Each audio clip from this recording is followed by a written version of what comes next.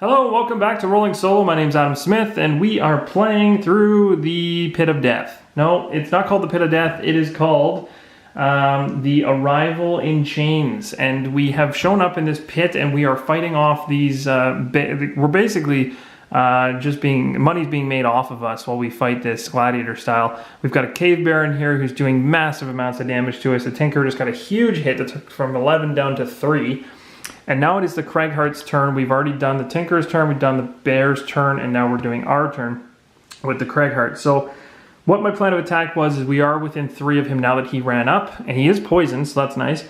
I can go ahead and do this, which is add 1 to all of your range attacks this round. So this is going to boost me. This one does nothing because I am not adjacent to the Tinker right now, so I don't get that bonus. I get this +1. It goes on top of this attack 3, but he's also poisoned, so I get 5, which is pretty good. That's a 5 attack is not bad. The downside is all targets and enemies adjacent to the target suffer a damage. So actually the Tinker is going to get hit while I do this attack, which is even worse because the Tinker is already in trouble. And we're going to go ahead and do this attack. Now what I could do, because I'm hitting at such a high level, I could use the Eagle Eye Goggles in order to guarantee a better hit.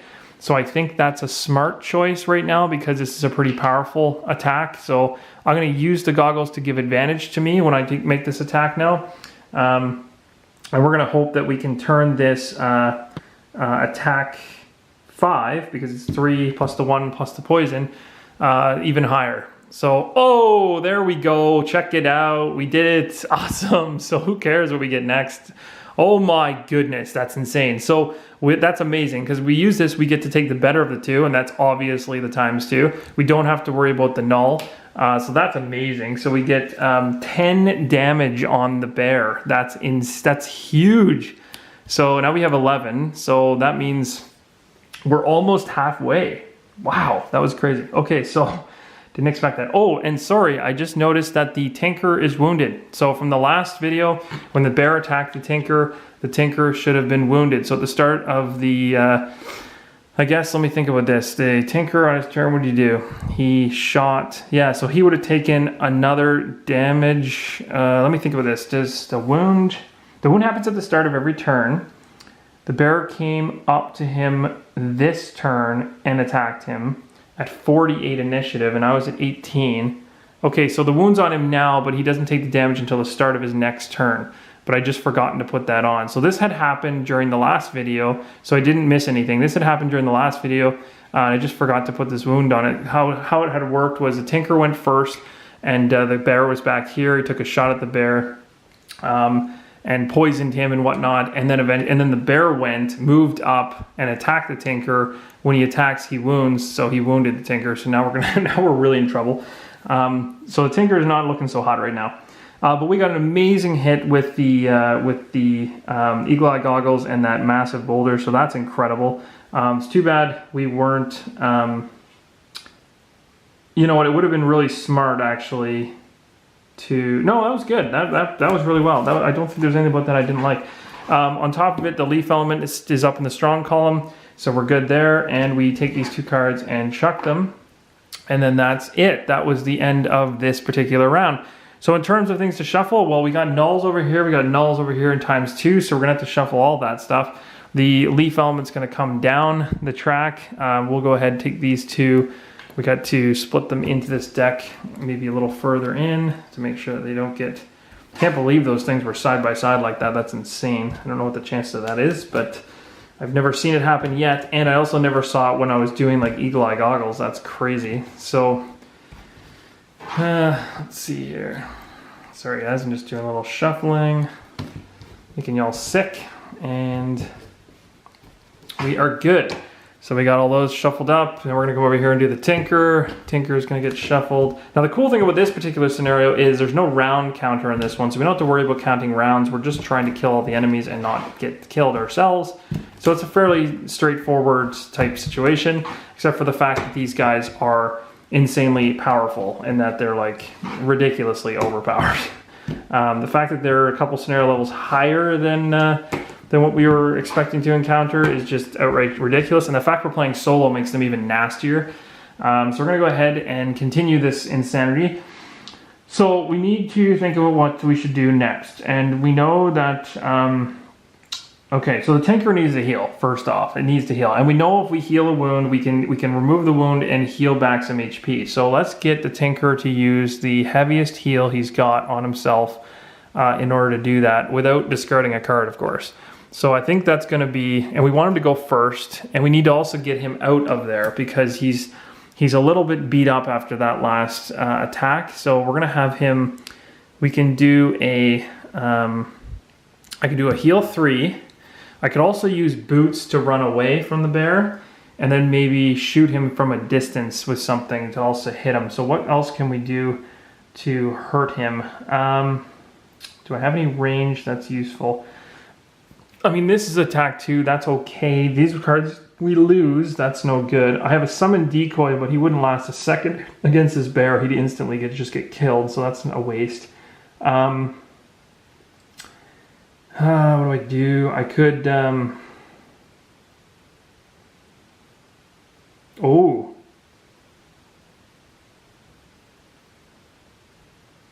I've got a plan, maybe. I'm thinking about something risky. Eek, this is really risky. So I'm going to do a plan. I've got these boots. I'm going to use this. Oh, I lose the damage. I lose the damage 6 if I use it. Shoot.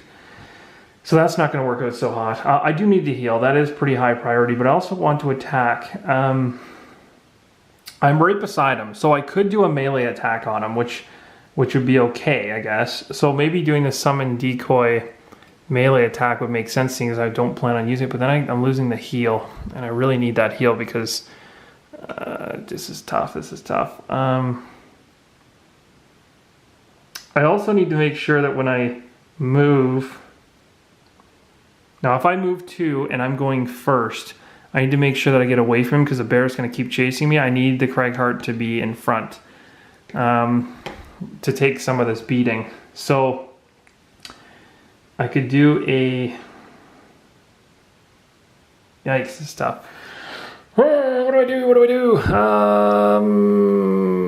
Hook gun's not going to help me right now. I could just do a straight up attack. So let's take one that doesn't have, like looting. Ugh, no. Heal, attack 2s. Sure, I'll use this one. So we're going to do this, but we're only going to target the one person on the board. So we're going to end up moving, I'm going to end up healing, moving, and then targeting. And we're going to hope that the cave bear doesn't go early because that would be really bad for us. Also, this card is gone. Sorry, guys. This is in the discarded pile as well because that happened last round. So everything's shuffled. We're good to go. Those are my 2 cards for the Tinker. For the Cragheart, we want to get him into the action. We really want him to get up front. Now, Immobilize would be good because that would mean we can go up and attack him and he'd focus on us.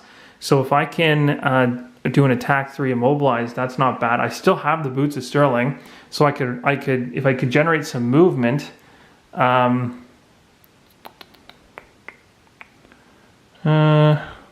That's actually not bad. I like that. So let's do this. I'm going to try to do something that's going to helpfully immobilize the bear, keep him still, give us another turn to fight him. So here we go, 17 and 29 and 61. Perfect. Okay, so guys, this is my plan. So what we're going to do is we're going to go Tinker. The Tinker is going to move 2 and, I'm going to heal for 3. So I'm going to heal. This is going to remove the wound token. Now at the start of every, the wound token says, if figure wound, it suffers 1 point of damage at the start of each of its turns. So before I'm even able to heal, I still take that wound. So I'm dropped down to 1 now, which is nasty. I'm going to choose to heal for 3, which now removes the wound token. I'm going to bump myself back up to 3, or up 3, sorry. So I'm up to 4 now. And then that card's done. Then I'm going to use this.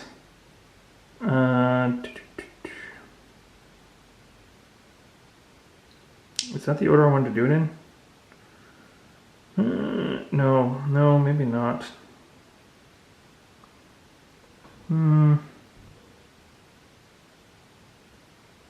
No, I'm going to change it. This is really dicey. So I'd be at 1 because of the wound. No, maybe I do. Well, I got to heal. I can't have my guy get exhausted. Although I can lose a card. I can lose a card if it happens. So let's just play it that. So what happened was I had a wound token on here. I was at 2. I knock myself down to 1 for the wound token. I'm not going to heal, so technically this wound token is still on me for now.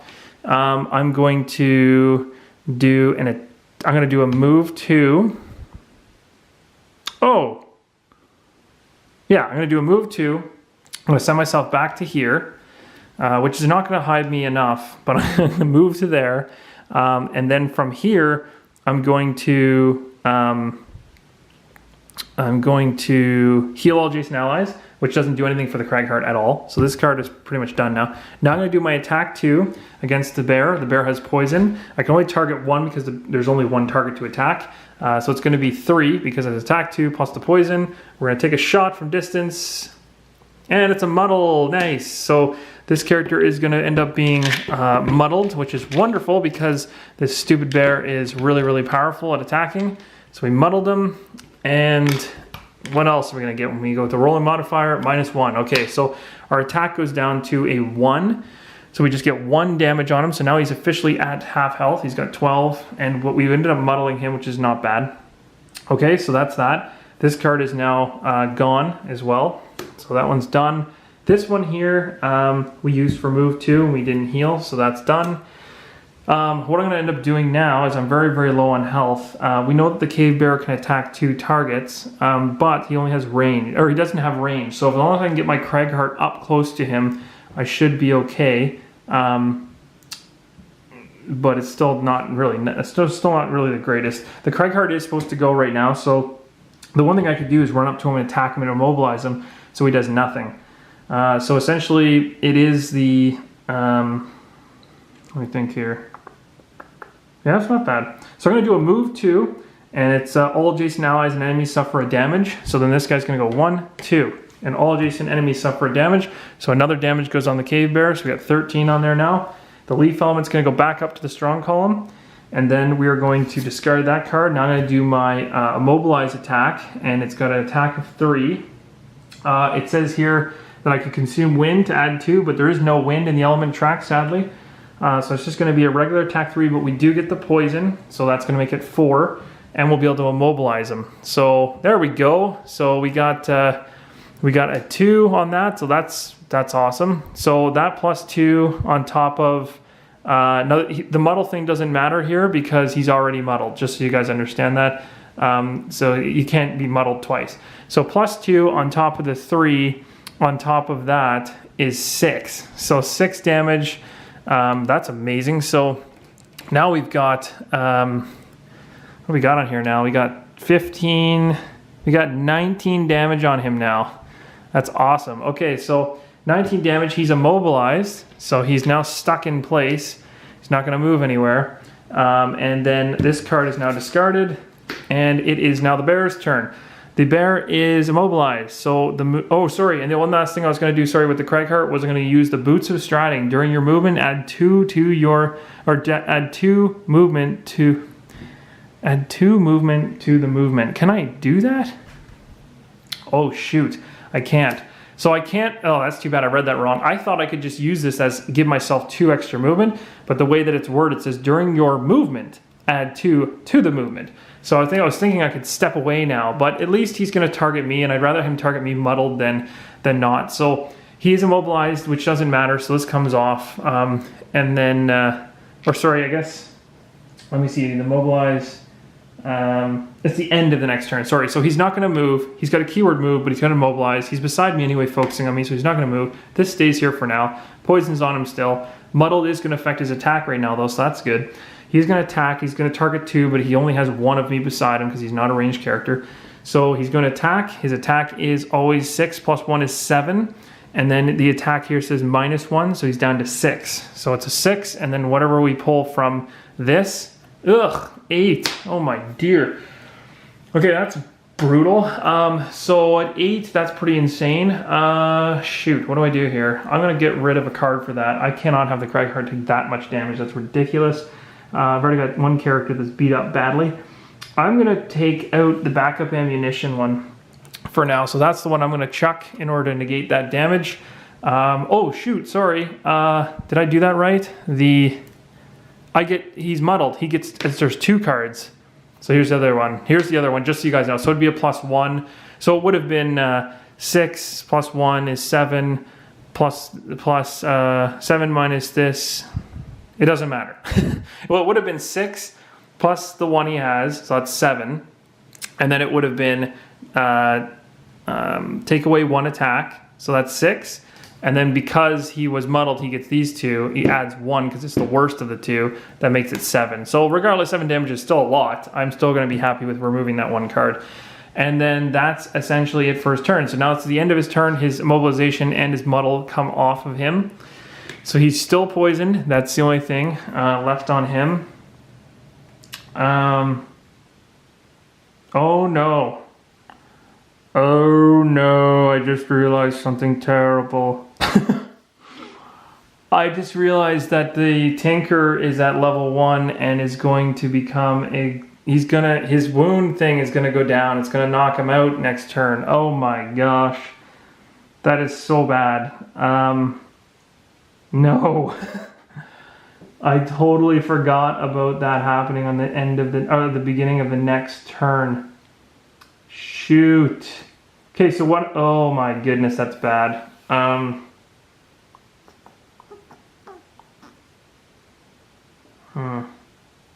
What did I do? So at the end of the Tinker's, when the Tinkerer went, the Tinker ended up. Yeah, I ended up moving and attacking.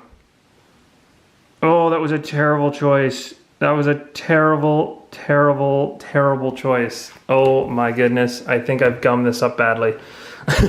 I think I finally really messed up. Shoot. Well guys, I think the Tinker is going to become exhausted next turn. Ouch. Okay, so let me see if there's a way that I can, now character damage says, whenever any damage is dealt to the character, the player has 2 options: to suffer the damage and move his tracker down, or to choose 1 card and lose it from his hand, or 2 cards from the discard pile. So maybe I can stay alive, because I believe I can discard a card in order to save myself here. Yeah, it says on the wound, it says if a figure is wounded, it suffers 1 point of damage at the start of each of its turns. Okay, so it says here that when you suffer damage, that I can lose a card. So really, just this mistake is going to cost me a card. He's not going to become exhausted. Whew. That's never happened before. I cannot believe I forgot that, but yeah. Anyway, we're going to lose a card, so that's too bad. So the Cave Bear has gone. The Cave Bear is done. We don't have anything in terms of shuffling. Everything is good so far for across the decks. In terms of short resting and stuff like that, we're not going to bother just yet. Although,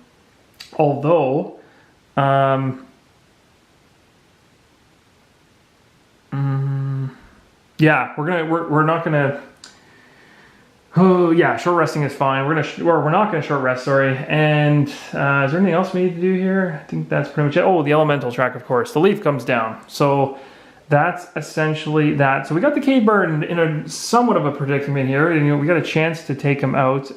Now, when the Cave Bear attacked the Cragheart, the one thing we don't want to forget is now the Cragheart is wounded. So the Cragheart now takes a wound marker as well. So going forward, he will also be suffering from bleeding from the bashing that the bear just did to him. However, he didn't take the damage. He lost a card, so he still got a lot of health. So he's okay, in a way.